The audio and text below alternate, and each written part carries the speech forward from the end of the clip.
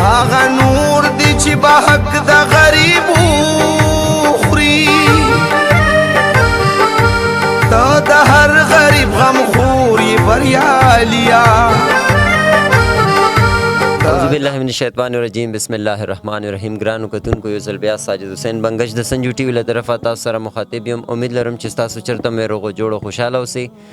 ګرانو کتونکو نن مونږ موجود یو د کوهاټ نواحي علاقہ علیزی چې هغه کې یو بوسیتنګ علاقہ دی. دلته کې یو فاونډیشن دی چې JAB فاونډیشن په نوم باندې دی. د دې مختلف سرویسز دی په علاقې باندې مختلف خدمات دي. د دې یو رکن مونږ سره موجود دی. د سره به خبرې اترې کوو چې دا کوم JAB فاونډیشن دی د دې قیام کله نو شو او داسې کوم خدمات دي چې دیو د علاقې کې چې خپل خلکو ته هغه ورکوي هغه خدمتونه کوي. چېرته زما مونږ سره اوسئ ټولې خبرې اترې به انشاءالله مونږ کوو. السلام علیکم. وعلیکم السلام ورحمت الله وبرکاته. څنګه یې تاسو ښه سر جي؟ خیرتونه. ټولو نه پهله خو تاسو خپل تعارف وکړئ. تاسو اسم شریف؟ جی زه بسم الله الرحمن الرحیم سجاد حیدر د علاقې اوسیدونکی یم. د JAB فاونډیشن رکن یم. صحیح. جی بالکل. څنګه چې مطلب د مونږ دلته راغللو ماشاءالله یو ښه سیټ اپ چې په کار دی دې علاقې کې، ولې چې دلته غربت ډېر زیات دی. که مونږ سوچ وکړو زمونږ علاقې کې ډېر زیات غربت دی او خاص کر بیا داسې چې رمضان راشي نو تاسو ټولو ته پته ده چې مهنګایي په عروج باندې شي. هر یو شی چې ریټونه چې کوم دغه اسمان سره خبرې شروع کړي نو دې وخت کې غریبانان چې کوم دي هغه د سوای د الله اسرې نه بل داسې څه اسره نه وي. نو تاسو چې دا کوم تنظیم جوړ کړی دی یو ښه تنظیم دی، یو ښه سوچ مې مطلب دی یوازې کړی دی، یو ښه تنظیم مې جوړ کړی دی چې هغه کې غریبانانو ته سپیشلی په داسې وخت باندې چې هغې ټایم غریبانانو ته د دې شي ضرورت وي. نو دا ټولو نه پهله ماته دا ووایي چې دا تنظیم سوچ مې څنګه راغلو چې مطلب د دې علاقې کې په دې وړه لیول باندې تاسو دومره یو غټ تنظیم سوچ څنګه رالو؟ جی دا خو تقریبا 2003 کې موږ کله دا علاقې بس ټولو ته پته دی نهایت غربت کې د خلکو وخت تیری اکثریت. صحیح. 2003 کې بیا مو د JAB فاونډیشن بنیاد کېږدول. هغه وړکي څخه ډېر وړو هغه ټایم باندې هغو سوچ فکر برابر و، سوچ فکر یې ښه و. صحیح. هغه برادران اوس تقریبا اکثر غو ته نوکري میلاو دي. غو د خپله نوکري کوي. JAB فاونډیشن د اوس هغه دغه کېږي چالوي. نو تقریبا دا د کال په کال باندې دا د بالکل ښه زبردسته ترقي کی. بالکل. ویلې چې حدیث شریف ته څه خیر الناس من ينفع الناس، بهترین خلق هغه دي چې دغه وجود نور خلقو دپاره، نورو کسانو دپاره، نور انسانیت دپاره هغه فایدهمند وي. نو اخلاص سره چې کوم کار شروع شي، کوم کسان چې تا سره ګروپ کې، تا سره جامع کې، تا سره تنظیم کې مخلص وي نو غو کسانو ته وغه تنظیم ته بیا الله رب العزت انشاءالله کامیابی بیا ورته ورکوي. جی بالکل. سرجی دا راته وایي چې مطلب د JAB چې کوم فاونډیشن دی داسې کوم خدمات دي چې تاسو د دې فاونډیشن طرف نه د عوام ته تاسو سهولتونه ورکو، هغه داسې کوم خدمات دي لږ زمونږ کتونکو سره هغه شیر کړي. JAB فاونډیشن خدمت تل وګورې تقریبا زیات دي. اول خدمات JAB فاونډیشن دا دی چې څوره د کلي کې څوره اسکولونه دي د مو سره غو کې هغه وړکي چې یتیمان دي یا هغه وړکي چې غریبان دي غو ته مو یونیفارم سکول ته رسو. غو دپاره څوره لوازمات غو دي، کتاب دی، بیگ دی، بوټ دی، یونیفارم دی، څه شی دی غو ته پر هغه مو هر کال هغه برابري د ورپه مو کوم. غنه علاوه کې کله چې رمضان راشي نو هر یو رمضان کې د مو بل رمضان نه پیکیج د مو غو دپاره برابرون وسی کوم د خرخ پیکیج دی ور کوم یتیمانو دپاره، بیوه کوم کسان دي غو دپاره، غریبانو دپاره. غنه علاوه کې مو سره ډیلی مو سره کاغذ باندې د غرباو یو لیست دی چې د مو کلی کوم ډاکټر دی غنه د مو د کلی کوم غریبان کوم کسان دي یتیمان دي یا جزان دي غریبان دي غو د ورنه علاج کوي. غو ته د میاشتې ډاکټر ته د مو 15,000 20,000 30,000 روپۍ پورې غو ته د مو خپلې پیسې پیمنټ ته ورته مو کوم. مریضان دا غریبان د غځي چی سبیدم چی بګیدم چی شپېدم چی دغه ته ډاکټر ته نو د کلی لیول نه کوم علاج دی د غریبانو جزانو والا بالکل مکمل خرغ علاج د کی. دین علاوه کې JAB فاونډیشن څخه کله د عید الاضحی څخه کله راشي نو هغه کسان څه خو د قرباني وس نه وي ظاهر خبره. جی ای بی فاونډیشن د هغو دپاره باقاعده د قرباني بندوبست کی کوم کسان جو سره لیست باندې موجود دي لیکلي دي هغو ته د کور ته مو قرباني رسو. جی ای بی فاونډیشن طرز و طریقه نورو فاونډیشنو نه نورو ځینو نه بدله دی. مو چې کوم پیکیج دی مو کور ته آري ورته مو کور ته مستحق کومه کورنۍ د هغو کور ته مو د شیخ خپله هغو کور دروازې ته رسو. دا چې نه چې هغو قطار کې وي لاړ شي دا چې نه چې هغو مو سره د ځای راشي یا مور په فټو که ګمناه د شی هېڅ کله مو نه دی کړی ونه به بیا وکړو. بالکل تاسو څنګه خبرو کو اکثر که مونږ نن سبا دور کې وګورو که نه نو چې اوړو ته روړه م ورکي یا یو 5 کیلو چینی م ورکي هغه ورسره خپل تصویر وباسي. نو دا مطلب دی د تاسو فاونډیشن کې داسې دغه نشته دی دا مو طرز و طریقه نه دی. بالکل ټیک شو که نه کوم مو سره کوم غریبان دي نه هغه اوسه پورې مو ایشو کړي دي چېرې مو سره دا کسان دي. بس کوم مستحق کسان دي هغو ته د کومه مو قرباني کور ته رسو هغه مو اوسه پورې هغو دپاره پیکچر دا شوونه مو نه دي کړي. فاونډیشن رمضان پیکیج کور ته رسي هغو دپاره هغو نه نو مو تصویر هېڅ دا شوونه مو نه دي کړي نو هغو اوسه پورې قطار کې ولاړ کړي دي. ټیک شو جی مولانا صاحب بل یو ښه پوینټ چې ما زه دلته راغلم زه دې باندې ډېر زیات خوشحاله شوم. اکثر که مونږ وګورو لکه دا علاقې محمدزی دی نصرت خیل دی بیا داسې شیرکوټ دی چکرکوټ دی بوسیتنګ دی علیزی خادیزی استرزی داسې یو علاقې دی د هر کلي کې کوهاټ محمدزی نه ونیسه استرزی پورې هر کلي کې خپل لوکل تنظیمونه دي. هغه صرف د خپل د کلي د پاره دی مطلب د کلي د خلکو فلاح و بهبود کوي داسې نور علاقو کې دغه نه کوي. او د تاسو دی جی ای بی فاونډیشن کې یو خاص خبره چې کومه زما خوښه شوه هغه دا خبره دی چې تاسو صرف په خپل علاقې کې نه بلکې تاسو سره ګاونډ کې نصرت خیل دی چې هغه زمونږ اهل سنت رونه دي. دا یو ښه پوینټ دی په دې باندې زه ډېر زیات خوشحال شوم چې تاسو مطلب دی چې کوم د فاونډیشن دی دا دی کې مذهبي څه دغه نشته دی مطلب اهل سنت چې کوم دی هغو ته هم تاسو دلته کې امداد رسوئ. دې حوالې سره تاسو څه پیغام دی؟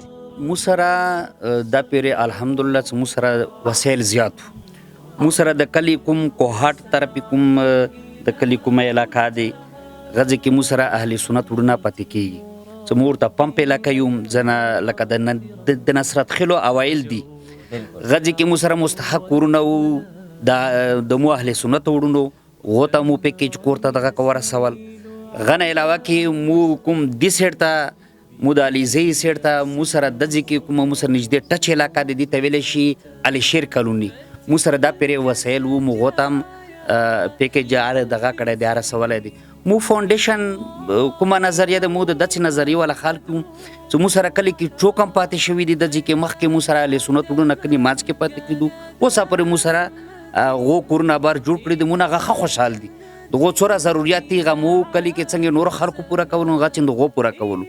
مو سره کوم نږدې کوم کسان دي د نصرت خیلو څنګه مو کلي کې یتیمانو عاجزانو غریبانو ته پیکیج ورسول اندا چې هغو ته مو ورسول بیا به ورته رسو هغه د مو کلي سره د مو کلي یو جوز دی د مو وروڼه دي مو دا نظریه نه دی چې یاره دا چوک دی دا چوک نه دی مو سره څه مستحق کس دی غریب کس دی یتیم کس دی هغه سره به انشاءالله مو مدد هم کوم کډی من دی بیا به هم کوم او بیا به هم کوم انشاءالله ورسره. ٹھیک شو جی ګرانو کتونکو تاسو د مولانا صاحب خبرې واورېدې یو ښه دغه زه به دا ووایم چې دې بوسیتنګ ته زه مخکې هم راغلی یم دا ډېر پسمانده علاقه دی دلته کې ډېر مشکلات دي دې خلکو ته د اوبه نور داسې د زندګي دلته کې ډېر مشکلات دي دا موږ دپاره یو د غیرت خبره ده پکار دا دی چې دا خلک چې دومره مشکلاتو کې خپل ژوند تېروي دې باوجود هم دیو ذهنونو کې داسې سوچ راځي چې یاره مونږ دې حالاتو باوجود هم د خوار غریب امداد وکړو داسې بیماران دي د هغو علاجونه وکړو بیا کله رمضان راشي هغو ته رمضان پیکیج ورسو بیا کله د قرباني عید راشي بیا هغو ته غوښه ورسو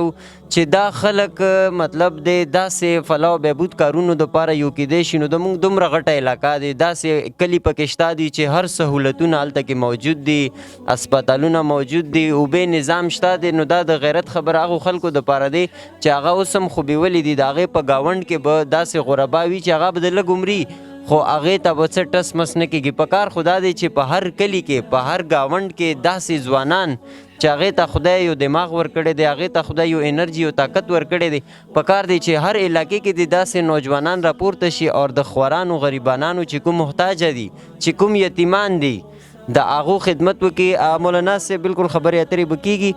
دا راته ووایي چې د کوم JAB فاونډیشن دی دې کې تاسو سره مطلب دی څومره ملګري دي تعاون کوي، او که نه تاسو غواړئ چې یاره مطلب که موږ سره د نور تعاون زیات شي نو د تاسو کوم خدمات دي هغه کې به هم اضافه وشي. ولې چې اوس ماته لږ دا ووایي چې د تاسو کوم خدمات دي دا کوم ځای پورې محدود دي؟ اول خبره خو دا څه مو سره د مدد کومه خبره دی.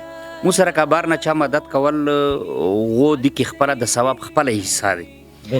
نو مو کوم ملګري یو تقریبا مو 50-60 کسان کوم خپل دغه یو ملګري یو شکر دی ټول نوکریې برابر دي.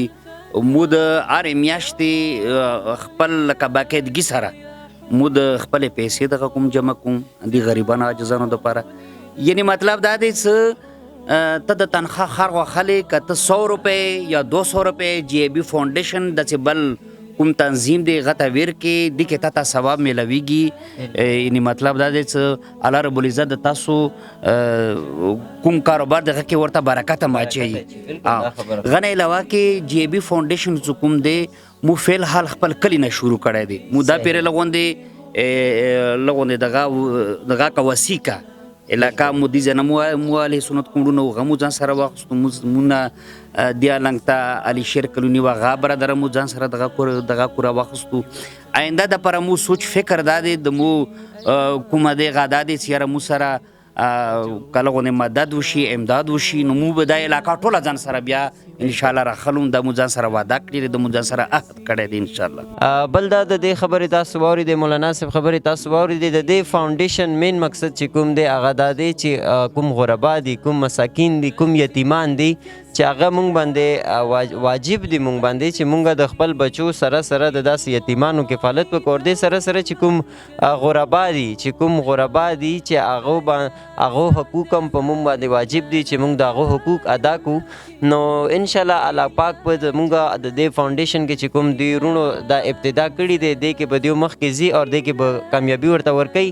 او مونږ اوس کې کوشش کوو چې دلته مونږ سره یو 2-3 نور مشران دي د دې علاقې مشران دي د هغو د فاونډیشن په حواله کې څه وینا دی دوی سره به هم خبرې اترې کوو چېرته ځې ما مونږ سره اوسئ. جی ګرانو کتونکو د وخت مونږ سره حاجی مردان علي چې د دې علاقې مشر دی د دې تنظیم چې کوم څومره ډسټریبیوشن کیږي څومره دلته کې د غریبانو امداد کیږي هغه ټول دی په نگرانی کیږي. اجي صاحب د مولانا صاحب خبرې خو تاسو واورېدې چې هغې وویل چې دلته کې د غریب آیا دا واقعي رښتیا خبره ده که نه هسې په میډیا باندې بس راغلو وویل مونږ دا کو نو لږ دې باندې لږ روشني واچوئ چې آیا واقعي تاسو د دې علاقې غریبانانو یتیمانانو یا چې کوم مساکین دي بیماران دي هغو خدمات کو؟ اعوذ بالله من الشیطان الرجیم بسم الله الرحمن الرحیم.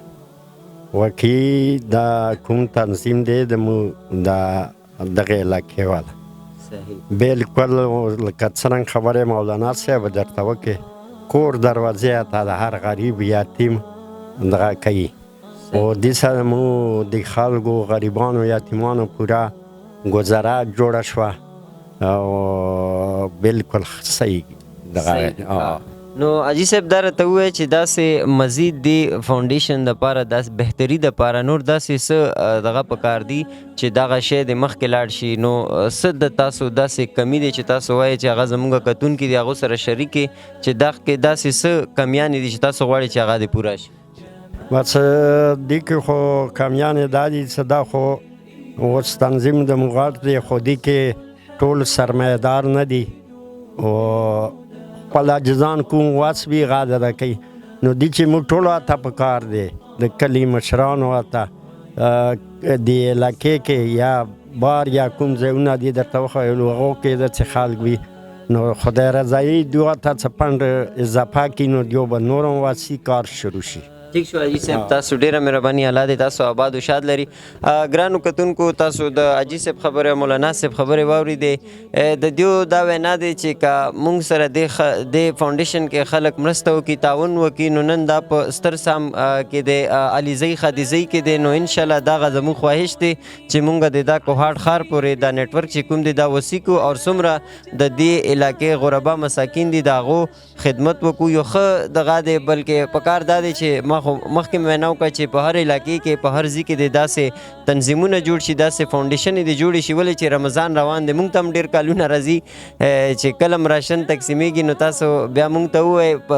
مطلب مې دا دی چې هر علاقې کې داسې غربا شته دي، په کار دا دی چې د هر کلي کې داسې ځوانان چې کوم دی هغه راپورته شي او داسې وړه وړه تنظیمونه جوړ کړي. که چېرې یو راشن هم تا مطلب د یو غریب سړي ته ورکړو، هغې سره د هغې بچو ګزاره وشوه، نو زه یم چې دې نه غټه نیکي په دې دنیا کې بله نه وي. او امید لرو چې دا ویډیو دا پروګرام به تاسو خوښ کړی وي. یو نوي پروګرام سره خپل قربا ساجد حسین بنګش ورسره کیمرامین اخلاص مرحوم ته ورکړې اجازت. د لوی الله پاک.